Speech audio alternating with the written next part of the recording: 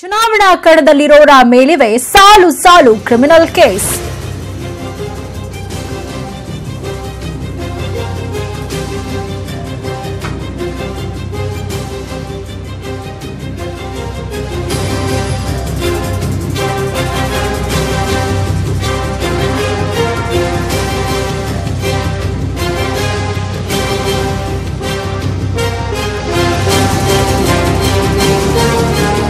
ಇನ್ನೂರ 54ಕ್ಕೂ ಹೆಚ್ಚು ಮಂದಿ ಮೇಲಿದೆ ಗಂಭೀರ ಸ್ವರೂಪದ ಅಪರಾಧ ಪ್ರಕರಣ. ಕ್ರಿಮಿನಲ್ ಕೇಸ್ಗಳಿರೋರು ಕೂಡ ಚುನಾವಣಾ ಸ್ಪರ್ಧೆಯಲ್ಲಿದ್ದಾರೆ. ಮಹಿಳೆಯರ ಮೇಲಿನ ದೌರ್ಜನ್ಯದ ಆರೋಪಿಗಳು ಕೂಡ ಚುನಾವಣಾ ಕಣದಲ್ಲಿದ್ದಾರೆ. ಕ್ರಿಮಿನಲ್ ಕೇಸ್ ಹೆಚ್ಚಿರುವ ಅಭ್ಯರ್ಥಿಗಳ ಕ್ಷೇತ್ರಗಳಲ್ಲಿ ರೆಡ್ ಅಲರ್ಟ್.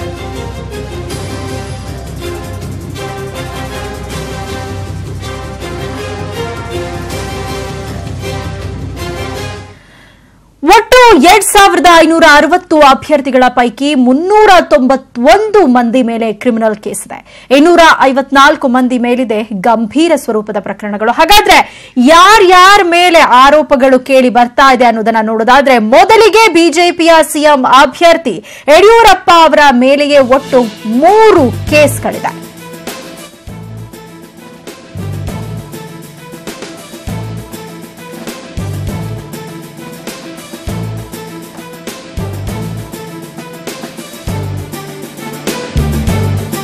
ಒಟ್ಟಾರೆ ಆರೋಪ ಸಾಬೀತಾದರೆ 7 ವರ್ಷಕ್ಕೂ ಹೆಚ್ಚು ಜೈಲು ಶಿಕ್ಷೆಯಾಗುವ ಸಂಬಂಧ ಇದೆ. ಗುಂಡ್ಲುಪೇಟೆಯಲ್ಲಿ 2 ಚುನಾವಣಾ ಸಂಬಂಧ ಪ್ರಕರಣಗಳು ಕೂಡ ದಾಖಲಾಗಿದೆ. ಬಿಎಸ್ ಯಡಿಯೂರಪ್ಪ ಅವರ ವಿರುದ್ಧ 3 ಕೇಸ್ ಇರುವಂತದ್ದು. ಇನ್ನು ಮತ್ತೊಂದು ಕಡೆ ಜೆಡಿಎಸ್ನ ಸಿಎಂ ಅಭ್ಯರ್ಥಿ ಕುಮಾರಸ್ವಾಮಿ ಮೇಲೂ ಕೂಡ ಆರೋಪ ಇದೆ. ಒಟ್ಟು ಇವರ ಮೇಲೆ 8 ಕೇಸ್ಗಳಿವೆ.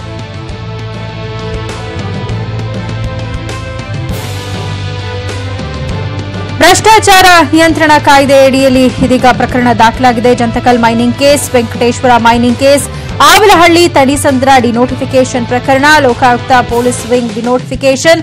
ಒಟ್ಟಾರೆ ಈ ರೀತಿಯಾಗಿ ಒಟ್ಟು 8 ಪ್ರಕರಣಗಳು ದಾಖಲಾಗಿದೆ. ಆರೋಪ ಸಾಬೀತಾದರೆ 7 ವರ್ಷಕ್ಕೂ ಹೆಚ್ಚು ಜೈಲು ಶಿಕ್ಷೆಯಾಗುವ ಸಾಧ್ಯತೆ ಇದೆ.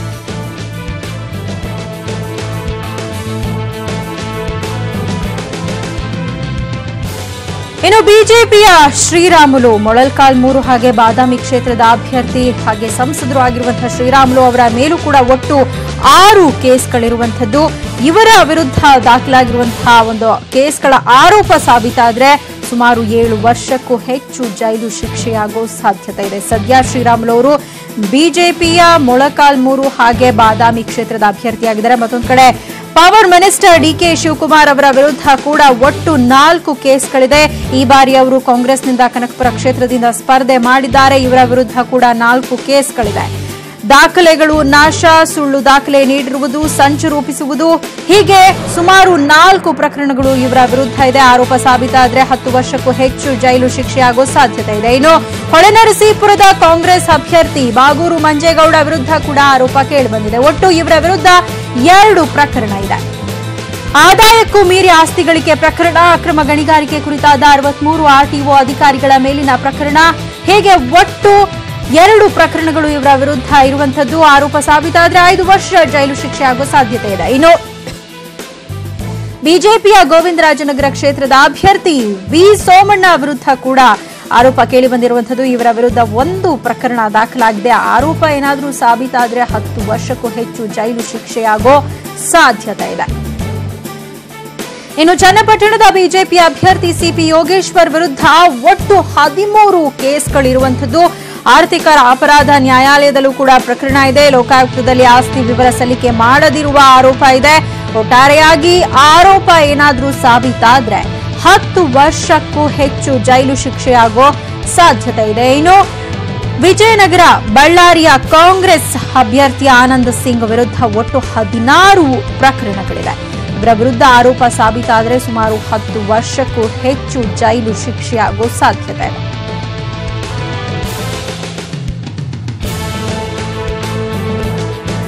ಇನ್ನು ಕಂಪ್ಲಿಯಿಂದ ಈ ಬಾರಿ ಬಿಜೆಪಿಯಿಂದ ಸ್ಪರ್ಧೆ ಮಾಡಿರುವಂತಹ ಟಿಎಚ್ ಸುರೇಶ್ ಬಾಬು ವಿರುದ್ಧ ಕೂಡ ಒಟ್ಟು 7 ಪ್ರಕರಣಗಳಿದೆ. ಇವರ ವಿರುದ್ಧದ ಆರೋಪಗಳೇನಾದರೂ ಸಾಬೀತಾದರೆ 10 ವರ್ಷಕ್ಕೂ ಹೆಚ್ಚು ಜೈಲು ಶಿಕ್ಷೆಯಾಗುವ ಸಾಧ್ಯತೆ ಇದೆ.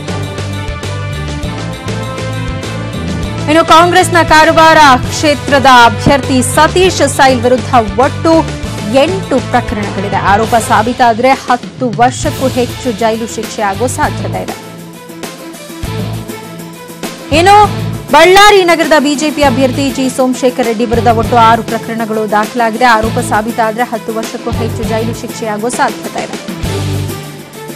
ಇನ್ನು ಮಾಲೂರು ಕ್ಷೇತ್ರದ ಬಿಜೆಪಿ ಅಭ್ಯರ್ಥಿ ಕೃಷ್ಣಯ್ಯ ಶೆಟ್ಟಿ ವಿರುದ್ಧ ಕೂಡ 3 ಕೇಸ್ಗಳು ಇರುವಂತದ್ದು. ಆರೋಪ ಸಾಬೀತಾದರೆ 10 ವರ್ಷಕ್ಕೂ ಹೆಚ್ಚು ಜೈಲು ಶಿಕ್ಷೆಯಾಗುವ ಸಾಧ್ಯತೆ ಇದೆ.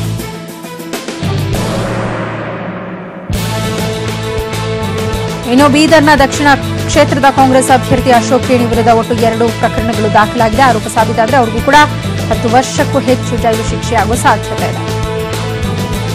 ಇನ್ನು ಬಳ್ಳಾರಿ ಕ್ಷೇತ್ರದ ಕಾಂಗ್ರೆಸ್ ಅಭ್ಯರ್ಥಿ ನಾಗೇಂದ್ರ ವಿರುದ್ಧ ಒಟ್ಟು 15 ಪ್ರಕರಣಗಳಿದೆ. ಆರೋಪ ಸಾಬೀತಾದರೆ 10 ವರ್ಷಕ್ಕೂ ಹೆಚ್ಚು ಜೈಲು ಶಿಕ್ಷೆಯಾಗುವ ಸಾಧ್ಯತೆ. ಇನ್ನು ಬಿಜೆಪಿಯ ಫೈರ್ ಬ್ರ್ಯಾಂಡ್ ಸಿಟಿ ರವಿ ಈ ಬಾರಿ ಚಿಕ್ಕಮಗಳೂರು ಕ್ಷೇತ್ರದಿಂದ ಈ ಬಾರಿ ಕೂಡ ಸ್ಪರ್ಧೆ ಮಾಡ್ತಾ ಇದ್ದಾರೆ. ಇವರ ವಿರುದ್ಧ ಒಟ್ಟು 3 ಪ್ರಕರಣಗಳಿದೆ. ಇವರ ವಿರುದ್ಧ ಕೂಡ ಆರೋಪ ಸಾಬೀತಾದರೆ 10 ವರ್ಷಕ್ಕೂ ಹೆಚ್ಚು ಜೈಲು ಶಿಕ್ಷೆಯಾಗುವ ಸಾಧ್ಯತೆ ಇದೆ. ಇನ್ನು ಕಟ್ಟ ಸುಬ್ರಹ್ಮಣ್ಯ ನಾಯ್ಡು ಈ ಬಾರಿ ಶಿವಾಜಿನಗರದಿಂದ ಬಿಜೆಪಿಯಿಂದ ಸ್ಪರ್ಧೆ ಮಾಡ್ತಾ ಇದ್ದಾರೆ. ಇವರ ವಿರುದ್ಧ 4 ಕೇಸ್ಗಳು ಕೂಡ ಇದೆ. ಆರೋಪ ಸಾಬೀತಾದರೆ 7 ವರ್ಷಕ್ಕೂ ಹೆಚ್ಚು ಜೈಲು ಶಿಕ್ಷೆಯಾಗುವ ಸಾಧ್ಯತೆ ಇದೆ. ಇನ್ನು ದಾವಣಗೆರೆ ಉತ್ತರದಿಂದ ಬಿಜೆಪಿಯಿಂದ ಸ್ಪರ್ಧೆ ಮಾಡಿರುವಂತಹ ಎಸ್ಕೆ ರವೀಂದ್ರನಾಥ್ ವಿರುದ್ಧ ಕೂಡ ಒಟ್ಟು 11 ಪ್ರಕರಣಗಳು ದಾಖಲಾಗಿದೆ. ಆರೋಪ ಸಾಬೀತಾದರೆ 10 ವರ್ಷಕ್ಕೂ ಹೆಚ್ಚು ಜೈಲು ಶಿಕ್ಷೆಯಾಗುವ ಸಾಧ್ಯತೆ ಇದೆ. ಇನ್ನು ಬಿಜೆಪಿಯ ಶಿವಮೊಗ್ಗ ಅಭ್ಯರ್ಥಿ ಕೆಎಸ್ ಈಶ್ವರಪ್ಪ ವಿರುದ್ಧ ಕೂಡ 5 ಪ್ರಕರಣಗಳಿದೆ. ಆರೋಪ ಸಾಬೀತಾದರೆ 5 ವರ್ಷಕ್ಕೂ ಹೆಚ್ಚು ಜೈಲು ಶಿಕ್ಷೆಯಾಗುವ ಸಾಧ್ಯತೆ ಇದೆ. ಇನ್ನು ಕಾಂಗ್ರೆಸ್ನ ಬೆಳಗಾವಿ ಗ್ರಾಮೀಣ ಕ್ಷೇತ್ರದ ಅಭ್ಯರ್ಥಿ ಲಕ್ಷ್ಮೀ ಹೆಬ್ಬಾಳ್ಕರ್ ವಿರುದ್ಧ ಕೂಡ ಪ್ರಕರಣ ದಾಖಲಾಗಿದೆ. ಆರೋಪ ಸಾಬೀತಾದರೆ 2 ವರ್ಷಕ್ಕೂ ಹೆಚ್ಚು ಜೈಲು ಶಿಕ್ಷೆಯಾಗುವ ಸಾಧ್ಯತೆ ಇದೆ. ಇದ್ರ ಬಗ್ಗೆ ಸಂಪೂರ್ಣವಾದಂತಹ ಮಾಹಿತಿಯನ್ನು ಪಡೆಯೋಣ. ನಮ್ಮ ಪ್ರತಿನಿಧಿ ಮಂಜುನಾಥ್ ನ್ಯೂಸ್ ಡೆಸ್ಕ್ ಇಂದ ನಮ್ಮ ಜೊತೆ ನೇರ ಸಂಪರ್ಕಕ್ಕೆ ಬಂದಿದ್ದಾರೆ. ಮಂಜುನಾಥ್, ಈಗಷ್ಟೇ ನೋಡಿದ್ವಿ ಒಟ್ಟಾರೆ ಚುನಾವಣೆ ಕಣದಲ್ಲಿರುವಂತಹ ಅಭ್ಯರ್ಥಿಗಳ ವಿರುದ್ಧ ಕೂಡ ಎಷ್ಟೆಷ್ಟು ಪ್ರಕರಣಗಳಿದೆ ಅಂತ. ಪ್ರಮುಖವಾದಂತಹ ನಾಯಕರ ಒಂದು ಕೇಸ್ಗಳ ಬಗ್ಗೆ ನಾವು ನೋಡಿದ್ವಿ. ಒಟ್ಟು ಚುನಾವಣಾ ಕಣದಲ್ಲಿರುವಂತಹ ಎಷ್ಟು ಅಭ್ಯರ್ಥಿಗಳ ವಿರುದ್ಧ ಈ ರೀತಿಯಾದಂತಹ ಪ್ರಕರಣಗಳು ದಾಖಲಾಗಿದೆ ಅಂತ? ಸೌಮ್ಯ, ಇಡೀ ಚುನಾವಣೆಯಲ್ಲಿ ಭಾಗವಹಿಸಿರುವಂತಹ ಎಲ್ಲರನ್ನೂ ಕೂಡ ಸ್ಕೂಟ್ನಿ ಮಾಡಿದಾಗ 2560 ಅಭ್ಯರ್ಥಿಗಳಲ್ಲಿ 391 ಅಭ್ಯರ್ಥಿಗಳ ಮೇಲೆ ಕ್ರಿಮಿನಲ್ ಪ್ರಕರಣಗಳು ದಾಖಲಾಗಿವೆ. ಅದರಲ್ಲಿ 254 ಅಭ್ಯರ್ಥಿಗಳ ಮೇಲೆ ಗಂಭೀರ ಸ್ವರೂಪದ ಅಂದ್ರೆ ಕನ್ವಿಕ್ಷನ್ಗೆ ಬಹಳ ಹತ್ತಿರವಾಗಿರುವಂತಹ ಪ್ರಕರಣಗಳು ಕೂಡ ದಾಖಲಾಗಿವೆ. ಅಂದ್ರೆ ಇದರಲ್ಲಿ ಇಷ್ಟು ಜನರಲ್ಲಿ 391 ಜನರಲ್ಲಿ ನಾವು ನೋಡಿದಾಗ ಬಹುತೇಕ ಯಾವುದೇ ಸೆಕ್ಷನ್ಗಳು ಇವ್ರು ಬಿಟ್ಟೋಗಿಲ್ಲ. ಅಂದ್ರೆ IPC ಅಲ್ಲಿರೋ ಎಲ್ಲಾ ಸೆಕ್ಷನ್ಗಳು ಬಹುತೇಕ ಇಲ್ಲಿ ಕಾಣಿಸುತ್ತೆ ಸೌಮ್ಯ. ಇಲ್ಲಿ ಎಲ್ಲಾ ತರದ್ದು ಅಂದ್ರೆ ಮಹಿಳೆಯರಿಗೆ ಹಿಂಸೆ ನೀಡಿರುವಂತದ್ದು, ಅದರಲ್ಲೇ ಸುಮಾರು ಮಹಿಳಾ ದೌರ್ಜನ್ಯದ ಅಡಿ 23 ಮಂದಿ ಅಭ್ಯರ್ಥಿಗಳ ವಿರುದ್ಧ ಮಹಿಳಾ ದೌರ್ಜನ್ಯದ ಕೇಸುಗಳಿದೆ. ಅದರಲ್ಲೂ ಇಂಡಿಪೆಂಡೆಂಟ್ ಸೇರ್ಕೊಂಡಂಗೆ ಹೇಳೋದಾದ್ರೆ ಸುಮಾರು ಇಂಡಿಪೆಂಡೆಂಟ್ ಸ್ಪರ್ಧಿಗಳಾಗಿರುವಂತಹವ್ರ ಮೇಲೆ 108 ಜನರ ಮೇಲೆ ಇಂಥ ಕೇಸುಗಳಿದೆ. ಮತ್ತೆ ಕೊಲೆ ಯತ್ನ, ಸೊ ಎಲ್ಲಾ ತರದ ಸೆಕ್ಷನ್ಗಳನ್ನು ಕೂಡ ಇಲ್ಲಿ ನಾವು ನೋಡಬಹುದಾಗಿದೆ ಸೌಮ್ಯ. ಒಟ್ಟಾರೆಯಾಗಿ ಈಗ ನಾವು ಈಗಷ್ಟೇ ನೋಡಿದ್ವಿ, ಆರೋಪ ಸಾಬೀತಾದ್ರೆ ಆಲ್ಮೋಸ್ಟ್ ಎಲ್ಲಾ ಅಭ್ಯರ್ಥಿಗಳ ವಿರುದ್ಧ ಕೂಡ ಒಂದು 10 ವರ್ಷ ಜೈಲು ಶಿಕ್ಷೆಯಾಗೋ ಒಂದು ಸಾಧ್ಯತೆಗಳನ್ನ ನಾವಿದೀಗ ನೋಡಿದ್ವಿ. ಮತ್ತೊಂದ್ ಕಡೆ ಪ್ರಮುಖ ಪಕ್ಷಗಳ ಸಿಎಂ ಅಭ್ಯರ್ಥಿಗಳ ವಿರುದ್ಧನೇ ಈ ರೀತಿಯಾದಂತಹ ಒಂದು ಪ್ರಕರಣಗಳು ಕೂಡ ದಾಖಲಾಗಿರುವಂತದ್ದು. ಇಲ್ಲಿ ನಾವು ಎಲ್ಲವನ್ನು ಕೂಡ ಗಮನಿಸ್ತಾ ಇದ್ದಾಗ ನಾವು ಅಷ್ಟೂ ಮಂದಿಯನ್ನು ಕೊಡ್ಲಿಕ್ಕಾಗದೆ ಪ್ರಮುಖವಾಗಿ ಒಂದು 20 ಮಂದಿಯನ್ನು ಕೂಡ ಸೆಲೆಕ್ಟ್ ಮಾಡ್ಕೊಂಡಿದ್ದೀವಿ. ಅಂದ್ರೆ ಯಾವ ಪಕ್ಷ ಎಲ್ಲರನ್ನು ಕೂಡ ಸೆಲೆಕ್ಟ್ ಮಾಡಿಕೊಂಡು ತೋರಿಸಿದ್ದೀವಿ. ಇದರಲ್ಲಿ ಆರೋಪ ಸಾಬೀತಾದ್ರೆ ಅಂದ್ರೆ ಸಾಕಷ್ಟು ಪ್ರಕರಣಗಳು ಇವ್ರ ಮೇಲೆ ಏನು ಅವರೇ ಡಿಕ್ಲೇರ್ ಮಾಡ್ಕೊಂಡಾಗ ಇದು ಯಾವುದೂ ಕೂಡ ನಾವು ಹುಡುಕಿದ್ದು ಅಥವಾ ನಾವು ಮಾಡಿದ್ದಂತಲ್ಲ, ಅವರೇ ಎಲೆಕ್ಷನ್ಗೂ ಹೋಗುವಂತ ಸಂದರ್ಭದಲ್ಲಿ ಸಲ್ಲಿಸಿರುವಂತಹ ಅಫಿಡೇವಿಟ್ ಅಲ್ಲಿ ಅವರೇ ಕ್ಲಿಯರ್ ಕಟ್ ಆಗಿ ಹೇಳಿರುವಂತದ್ದು, ಅವರೇ ಸೆಕ್ಷನ್ಗಳು ಕೂಡ ಮೆನ್ಷನ್ ಮಾಡಿರುವಂತದ್ದು. ಈ ಎಲ್ಲಾ ಸೆಕ್ಷನ್ಗಳು ಅಥವಾ ಈ ನ್ಯಾಯಾಲಯದ ವಿಚಾರಣೆ ಆಗಿ ಇವೇನಾದ್ರೂ ಸಾಬೀತಾದ್ರೆ ಮಿನಿಮಮ್ ಇಷ್ಟು ವರ್ಷ ಒಂದು ಶಿಕ್ಷೆಯನ್ನು ಅನುಭವಿಸಬೇಕಾಗುತ್ತೆ. ಅಂದ್ರೆ ಈಗ 5 ಕೇಸಲ್ಲೂ 6 ಕೇಸುಗಳೆಲ್ಲವೂ ಇದೆ. ಅದು ಒಂದೊಂದು ಕೇಸ್ ಆಗಿ ತೆಗೆದುಕೊಂಡ್ರು ಕೂಡ ಮಿನಿಮಮ್ 10 ವರ್ಷ ಶಿಕ್ಷೆ ಆಗುವಂತ ಸಾಧ್ಯತೆಗಳು ಇದೆ ಅನ್ನುವಂಥದ್ದು ಒಂದು ಕಾಮನ್ ಅನಾಲಿಸಿಸ್ ಆಗಿ ಹೇಳ್ಬೋದು ಸೌಮ್ಯ. ಮತ್ತೊಂದು ಕಡೆ ಈಗ ಎಷ್ಟು ಜನರ ಮೇಲೆ ಗಂಭೀರವಾದಂತಹ ಒಂದು ಆರೋಪಗಳು ಮತ್ತೆ ಅತಿ ಹೆಚ್ಚು ಪ್ರಕರಣಗಳಿರುವಂತಹ ಅಭ್ಯರ್ಥಿಗಳು ಯಾರು ಅನ್ನೋದನ್ನ ನೋಡೋದಾದ್ರೆ ಸೌಮ್ಯ, ನಾವು ಆಗ್ಲೇ ಹೇಳಿದ್ವಿ, ಸತೀಶ್ ಸೇಲ್ ಇರ್ಬೋದು ಅಥವಾ ಇನ್ನೊಂದು ಯೋಗೇಶ್ವರ್ ಇರ್ಬೋದು, ಇವ್ರ ಮೇಲೆಲ್ಲ 13, 15 ಈ ರೀತಿಯ ಪ್ರಕರಣಗಳು ದಾಖಲಾಗಿದ್ದಾವೆ. ಅಂದ್ರೆ ಅವರದ್ರಲ್ಲಿ ಎಲ್ಲಾ ಸೆಕ್ಷನ್ಗಳನ್ನು ನಾವು ನೋಡಿದಾಗ ದಾಖಲೆಗಳನ್ನು ನಾಶ ಮಾಡಿರುವಂತದ್ದು, ವಂಚನೆ ಮಾಡಿರುವಂತದ್ದು, ಮತ್ತೆ ಒಂದು ಪಬ್ಲಿಕ್ ಸರ್ವೆಂಟ್ ಆಗಿ ಮಾಡಬೇಕಾದ ಕೆಲಸವನ್ನು ಮಾಡದೆ ವಂಚನೆ ಮಾಡಿರುವಂತದ್ದು, ಮತ್ತೆ ಕಾನ್ಸ್ಪಿರಸಿ ನಡೆಸಿರುವಂತದ್ದು. ಸೊ ಈ ರೀತಿ ಎಲ್ಲಾ ಸೆಕ್ಷನ್ಗಳು ಕೂಡ ಅವರ ಮೇಲೆ ಇರುವಂತದ್ದು ಕಂಡು ಬರ್ತಾ ಇದೆ ಸೌಮ್ಯ. ಧನ್ಯವಾದ ಮಂಜುನಾಥ್ ತಮ್ಮೆಲ್ಲ ಮಾಹಿತಿಗೆ.